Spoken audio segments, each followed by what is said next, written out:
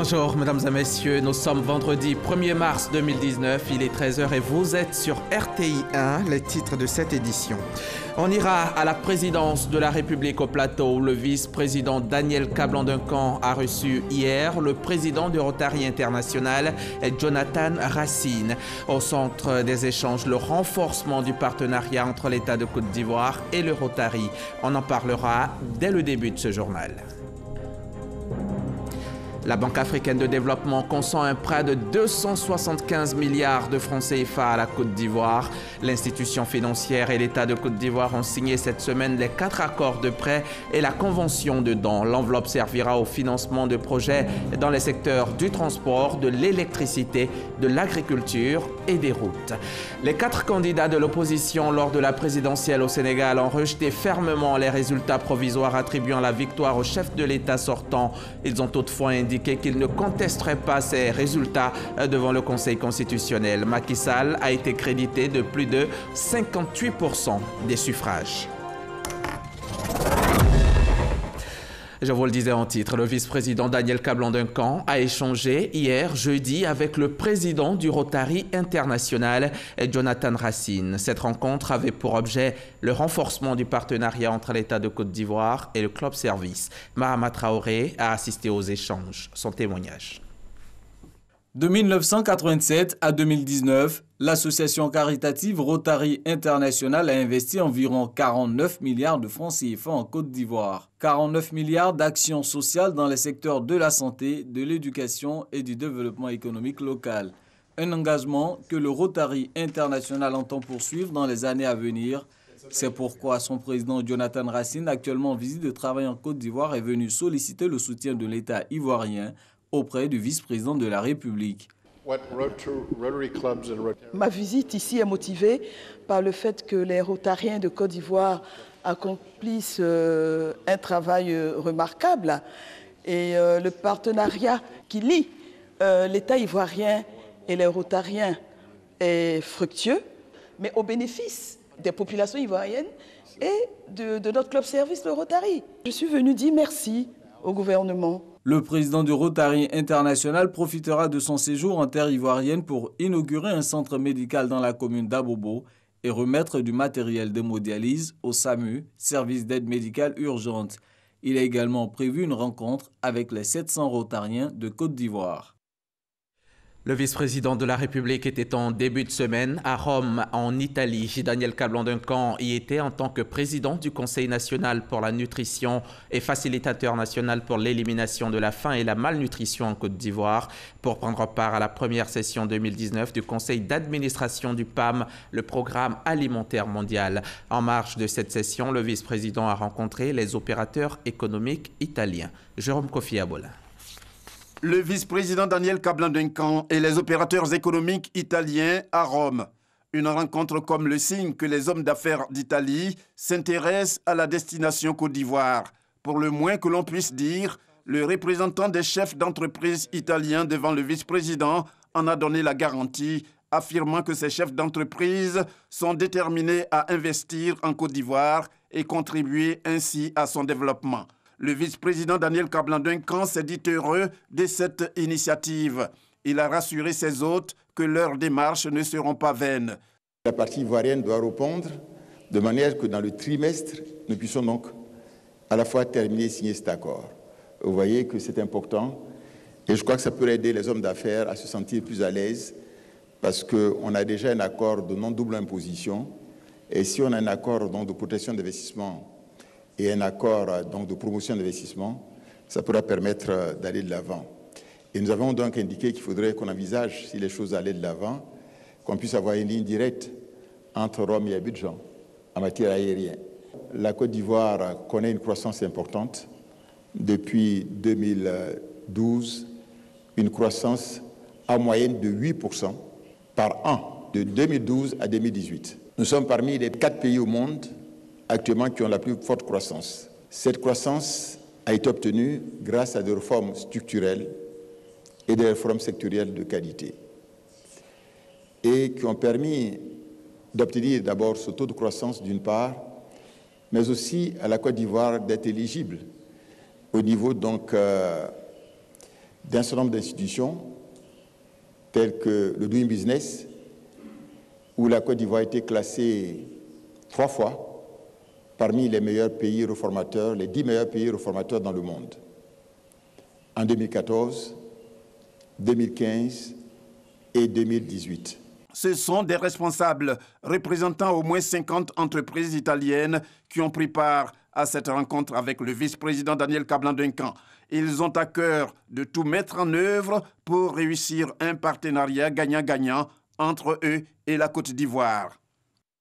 Et en attendant, les investisseurs italiens, la BAD répond présente. Elle appuie la Côte d'Ivoire dans la réalisation de plusieurs de ses projets.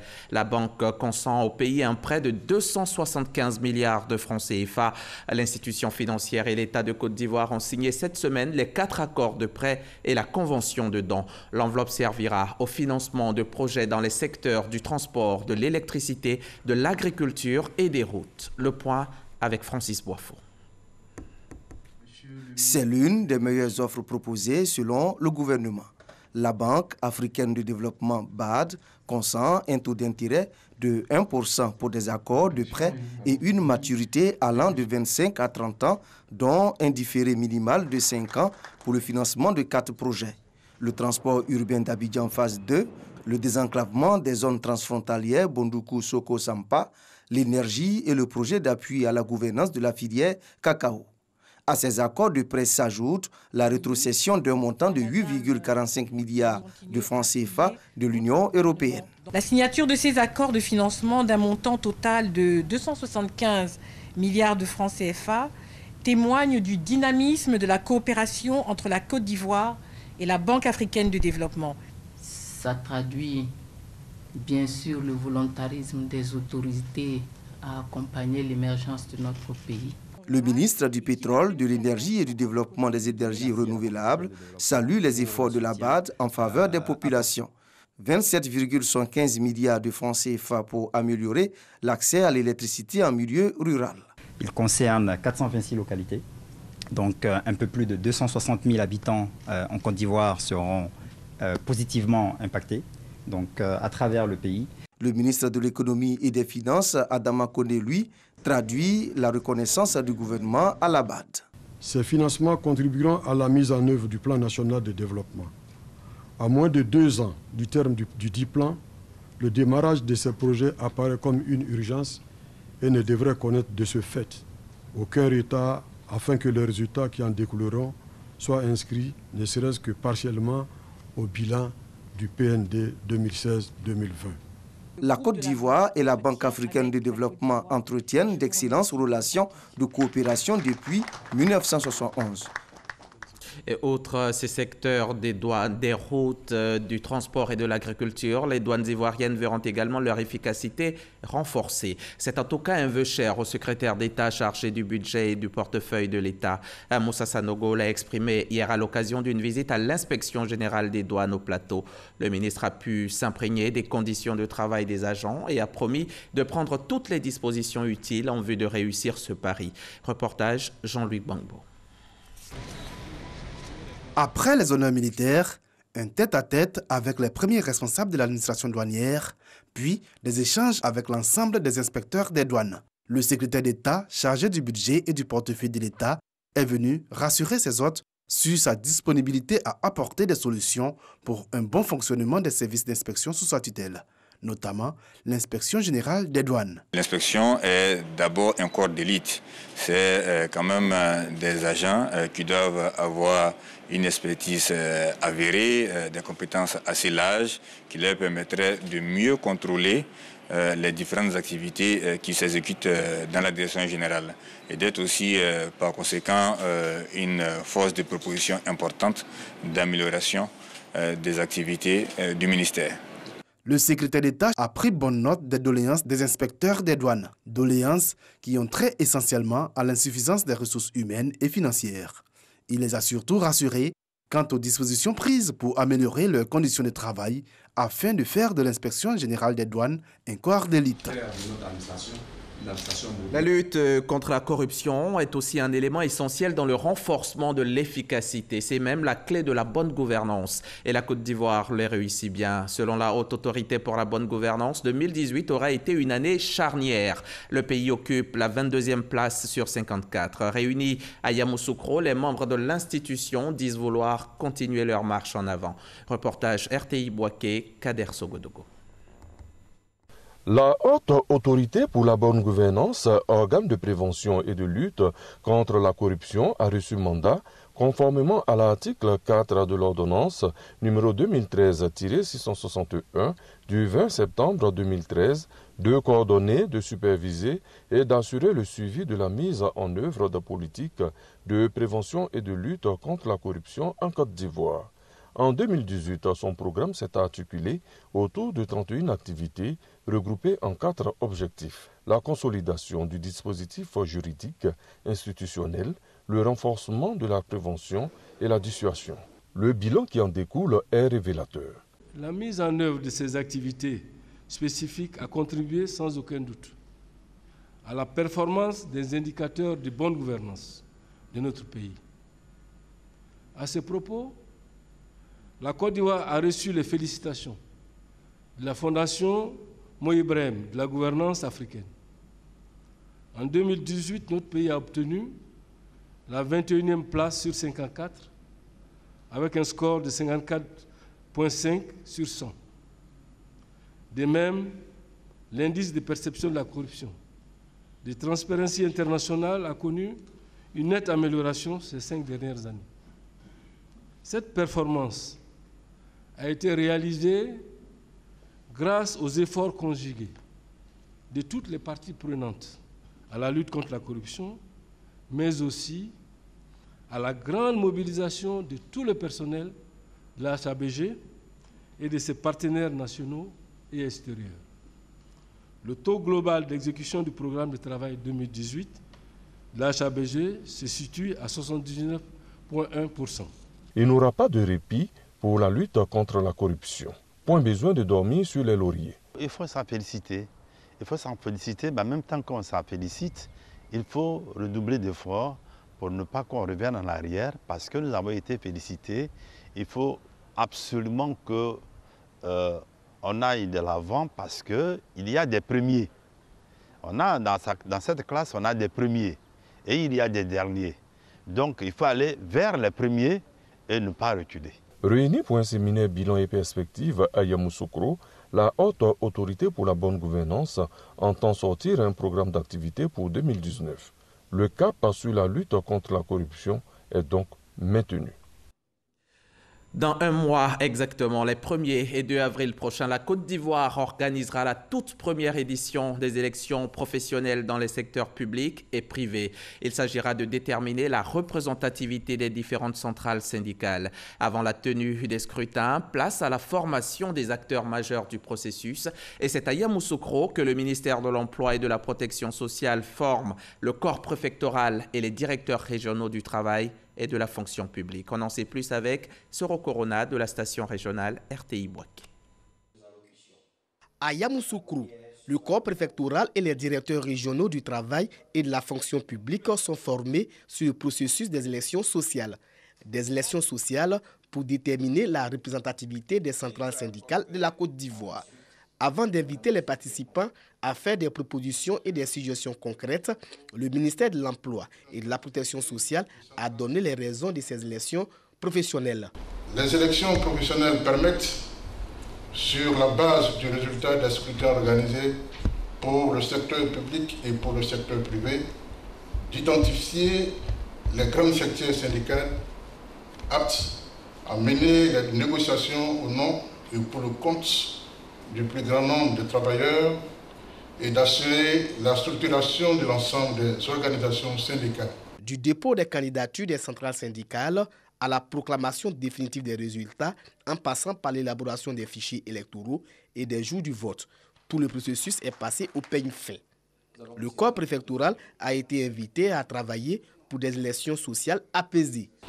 Ces élections ayant pour vocation de consolider la démocratie sociale, leur organisation ne devrait pas conduire à la perturbation de la paix sociale.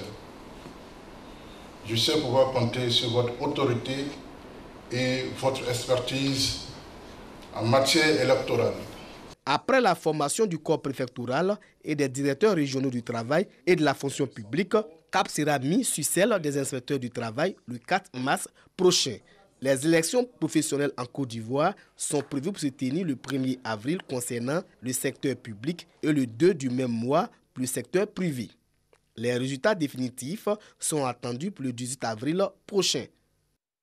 Et parlant d'élections, ce sujet de Soro Corona nous conduit à la page politique de ce journal. Souvenez-vous, le 26 janvier dernier, le RHDP a tenu son premier congrès ordinaire. Les partis d'opposition ne sont pas inactifs, ils s'organisent de leur côté. L'on annonce même la mise en place prochaine d'une plateforme dirigée par le PDCI-RDA, une plateforme qui se dit ouverte à tous les Ivoiriens. Il se dessine donc une nouvelle configuration de la sphère politique en Côte d'Ivoire. Mais quelle sera dans ce cas les offres politiques pour les Ivoiriens? Élément de réponse dans ce document signé Kolo Koulibaly. On peut l'affirmer, la sphère politique ivoirienne est en pleine réorganisation. Le RHDP a donné le ton le 26 janvier dernier avec son congrès constitutif. Du côté de l'opposition, la réplique est donnée avec l'annonce d'une plateforme. Elle est dirigée par le PDCI. Elle se veut un regroupement sans idéologie de toutes les forces vives. Je mets en place une plateforme de tous les fils et toutes les filles de la Côte d'Ivoire qui partagent une vision de paix, de réconciliation pour le développement de notre pays. Ce regroupement annoncé, la destination d'Aoukro se renforce. Plusieurs leaders politiques, dont Pascal Affi-N'Guessan, le président du FPI, ont déjà rencontré le président Henri Konan Bédié. L'une de ces dernières rencontres, c'était avec Adié Dominique, président du nouveau parti pour la République et la démocratie. Le président Bédié est pour moi un père.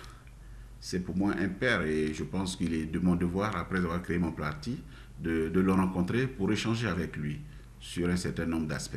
Nous avons parlé de beaucoup de choses. Nous sommes un parti de juste milieu, nous sommes le parti du consensus. Et donc nous rencontrons tous les leaders de parti pour échanger et prendre différents conseils avec eux.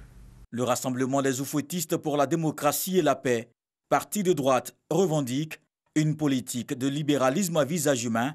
Des élus, cadres, mouvements et partis politiques ont épousé cette politique de l'oufouettisme. Depuis son premier congrès ordinaire, le RHDP mobilise avec un message axé sur le développement. Un message du président Alassane Ouattara, président du RHDP, le Rassemblement des Ivoiriens, pour développer la Côte d'Ivoire. Il travaille pour la Côte d'Ivoire. Il sait très bien que les Ivoiriens ont besoin d'eau. Il donne de l'eau. Il sait que les Ivoiriens, dans le cadre de sa campagne, ont demandé que leur village soit électrifié. Il le fait si bien. Les gens demandent les routes. Il le fait bien. Et partout en Côte d'Ivoire, c'est du développement.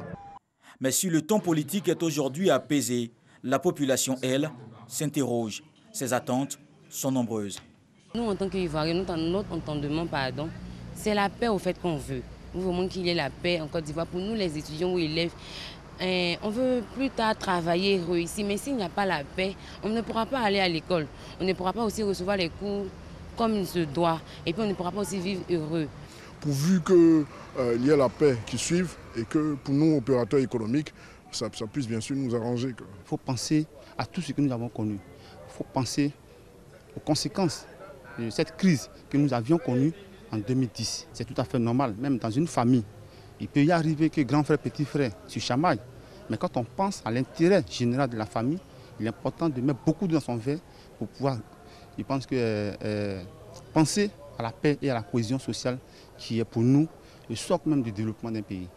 Selon les analystes politiques, l'enjeu n'est pas tant la bipolarisation de la sphère politique, mais il faut promouvoir une offre basée sur les besoins des populations. Il y a des grands défis comme l'éducation, la formation, l'employabilité des jeunes, la formation des jeunes, la scolarisation des enfants. Donc autant de défis. Et nous, en Côte d'Ivoire, nous avons le problème de la réconciliation qu'il faut faire avancer. Nous avons autant de défis qu'il faut essayer de surnommer. Une bonne gouvernance qui puisse tenir compte, au-delà des grands discours, de prendre en compte les vrais problèmes, les problèmes vitaux des citoyens. Dans cette quête du pouvoir, les démarches diffèrent. Certains hommes politiques de l'opposition évoquent d'autres approches. Si vous pensez que c'est important de réfléchir, de vous mobiliser, société civile, le moment est arrivé, société politique, au lieu de faire des coalitions contre Ouattara, faisons des coalitions pour la Côte d'Ivoire, pour mobiliser les gens, pour transformer ce pays. Le RHDP, la plateforme, nous sommes dans une bipolarisation de la vie politique en Côte d'Ivoire. Le camp présidentiel qui défend son bilan et se projette vers 2020, une opposition qui se réorganise en attendant la même échéance électorale. C'est un reportage signé Wodjontele Soro et Kolo Koulibaly. Allons-y maintenant à Paris, à la porte de Versailles, où se tient depuis le 23 février le Salon international de l'agriculture. Hier jeudi, c'était la journée de la Côte d'Ivoire, journée marquée par une conférence sur la coopération en matière agricole entre la France et la Côte d'Ivoire. Puis les ministres Mamadou Sangafoua Koulibaly et Kobenan Kwasi Adjoumani ont visité les stands de la Côte d'Ivoire. Le reportage sur place de Jean-Jacques Kwame Ala, l'un de nos envoyés spéciaux au SIA 2019. La Côte d'Ivoire et la France entretiennent une très bonne coopération. S'appuyant sur le plan national d'investissement agricole, PNIA 2, le directeur général de la planification, de la statistique et des projets a rappelé au cours de la conférence de presse que sur 1958 milliards de francs CFA d'investissement attendus, environ 149,1 milliards de francs CFA ont été mobilisés par les bailleurs de fonds, dont 83% de la coopération française. Mais le financement de la France a baissé. La nouvelle approche est la transformation des produits sur place et l'innovation technologique. Rechercher le financement du PNIA 2, c'est l'objectif fixé. Et le Salon international de l'agriculture et des ressources animales, SARA 2019, prévu du 22 novembre au 1er décembre prochain, est une aubaine quand le pays à l'honneur est la France. Et pour nous, on ne peut pas avoir meilleure occasion que cette opportunité, parce que le SARA d'Abidjan est un salon international, c'est un salon de la sous-région. Donc c'est en allant au SARA, on ne s'adresse pas seulement à la Côte d'Ivoire, mais aux 15 États de l'Afrique de l'Ouest. Et je suis sûr que ce sera une occasion pour nous de renforcer la coopération entre la France et l'Afrique de l'Ouest. La France, c'est notre invité spécial qui viendra avec tous ses atouts, que ce soit dans le domaine végétal, tout comme dans le domaine des animaux et de la pêche. Donc nous disons au monde entier que le salon de cette année sera un salon extraordinaire. La destination nouvelle pour promouvoir l'agriculture, l'élevage et la pêche, c'est bien SARA Côte d'Ivoire 2019. Le ministre de l'Agriculture et de l'Alimentation, Guillaume Didier, a annoncé que la France va accompagner la Côte d'Ivoire dans sa politique agricole zéro déforestation. Puis, il a confirmé la venue de la France au Sahara. Puisque la 5e édition du Sahara à l'automne prochain à Abidjan sera le moment de partager avec vous dans votre pays les relations fortes que nous avons économiques, sociales et j'allais dire fraternelles entre nos deux pays, nos gouvernements, nos chefs d'État et nous-mêmes. La France était représentée en 2015 et en 2017 par mes prédécesseurs avec des entreprises à l'exportation. L'année 2019 sera, et l'édition 2019 sera une édition d'importance encore plus grande pour notre pays, puisque la France, et encore mille merci, est pays à l'honneur du Sahara. Alors, puisque nous sommes le pays à l'honneur, la France devra honorer cette place. Cette place, les statistiques le prouvent. La France est le premier fournisseur et 3e client de la Côte d'Ivoire. Après cette conférence, la journée dédiée à la Côte d'Ivoire a été marquée par la visite du stand du ministère des Ressources halieutiques et animales et celui du ministère de l'Agriculture et du Développement rural. Occasion pour les deux représentants du gouvernement d'échanger avec les exposants. Hugues Veblé est également sur place pour RTI1. Notre reporter à cette occasion nous parle spécialement de la visite des stands ivoiriens, visite meublée par des séances de dégustation, des prestations de groupes folkloriques, également la découverte de produits de l'agriculture et de la pêche de Côte d'Ivoire. Hervé Blé nous fait donc revivre l'ambiance de ce jeudi au Salon de l'Agriculture. Belle ambiance au stand de la Côte d'Ivoire à la journée ivoirienne et à l'accueil du ministre des Ressources animales et halieutiques, Kobena Kwasi Adjoumani. Cette journée spéciale, les Ivoiriens et leurs hôtes ont fait la fête ensemble. Au programme de cette journée, des conférences avec différents partenaires pour évoquer les bons points mais aussi les perspectives de l'agriculture et des ressources animales et halieutiques de Côte d'Ivoire. Ça, c'est pour le côté officiel, beaucoup moins formel à la découverte et la dégustation des produits de l'agriculture, de la pêche et de l'élevage ivoirien. À ce rendez-vous ont répondu beaucoup de visiteurs du salon, visiblement satisfaits d'être là. Les gens aiment l'ananas. C'est très bon. Très bon. Côte d'Ivoire peut être cacao, mais je voulais juste faire une photo. Vraiment sucré, tout ce qu'il faut pour comme un bon chocolat. Présents sur les stands ivoiriens, les ministres Mamadou Sangafoua de l'Agriculture et Kobena Kwasi Adjoumani, les ressources animales et halieutiques, ont marqué leurs encouragements aux exposants ivoiriens, exposant aux petits soins des nombreux visiteurs des stands de la Côte d'Ivoire. Après l'agriculture, on va au cinéma. Le FESPACO se poursuit à Ouagadougou, la capitale du Burkina Faso. Le plus grand festival de cinéma d'Afrique souffle ses 50 bougies cette année. La RTI est bien sûr présente au Burkina Faso et sur place, la délégation a participé cette semaine au MICA, le marché international du cinéma et de l'audiovisuel africain, une tribune pour vendre le catalogue de production. Les précisions sur place de notre envoyé spécial, Serge Collier.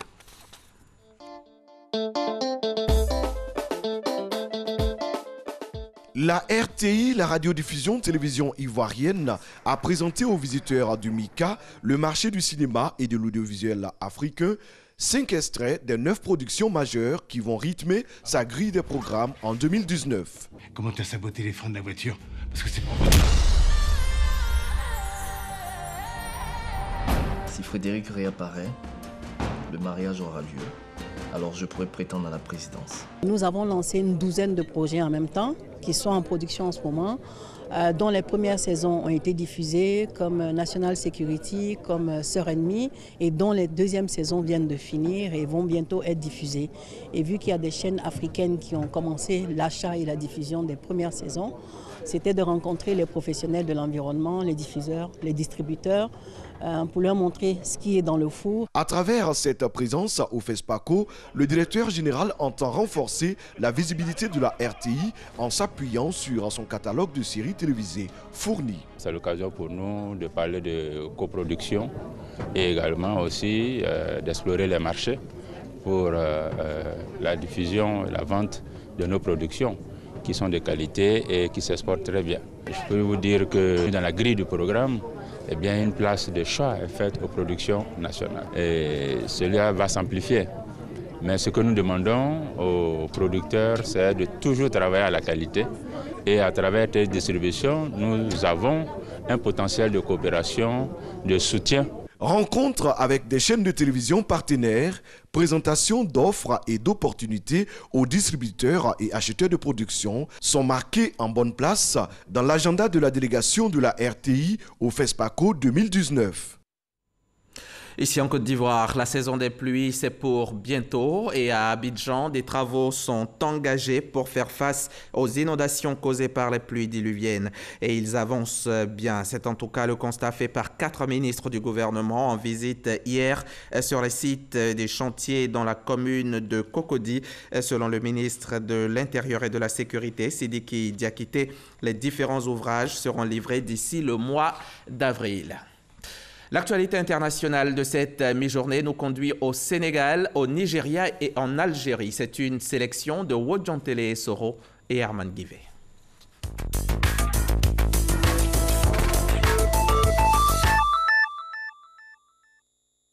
Au Sénégal, l'opposition conduite par Idrissa Seck, représentant les 4 candidats adversaires battus par Macky Sall lors de la présidentielle, a rejeté les résultats provisoires qui donnent la victoire au président sortant. L'opposition n'envisage pas de déposer d'un recours auprès du Conseil constitutionnel. Selon les chiffres publiés par la Commission nationale de recensement des votes, l'écart qui sépare le vainqueur Macky Sall du deuxième atteint les 37% des voix. Au nord du Nigeria, au moins 29 personnes sont mortes dans des violences entre communautés. Selon la police de l'État de Kaduna, les assaillants ont également incendié des maisons. La propriété foncière présentée comme la principale cause des violences entre éleveurs et agriculteurs. Ces dernières années, cette mésentente intercommunautaire s'est élargie au plan ethnique et religieux. Une précédente attaque, en février 2019, avait fait 130 morts. Manifestation en Algérie. Les Algériens sont de nouveau appelés à protester contre le pouvoir en place. Un mouvement de contestation qui s'est agrandi avec la participation des partis d'opposition. Une série de protestations déclenchées depuis l'annonce de la candidature du président sortant Abdelaziz Bouteflika, qui vise un 5e mandat. Abdelaziz Bouteflika, lui, est en Suisse pour des soins médicaux. Le gouvernement algérien tente de contenir cette montée de désapprobation de la population. C'est ici que l'on s'arrête pour aujourd'hui. On se retrouve demain, mais d'ici là, un réflexe, www.rti.ci.